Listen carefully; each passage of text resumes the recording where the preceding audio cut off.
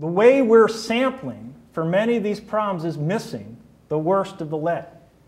So for instance, what we're talking about here are little pieces of lead particles. Solder that's corroded, lead rust that's corroded, it's fallen off into the water.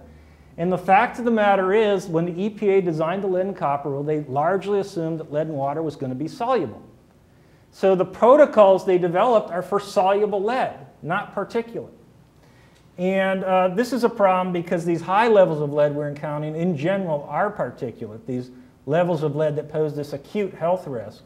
And just to give you a little cartoonish representation of what's going on, what happens is you have your lead-bearing material, you have the water flowing by it, and you've got lead solder, lead scale, or rust that's occurring. And you get flow events, and these particles get detached and into the water. And if you're drinking the water, of course, it goes right into your stomach.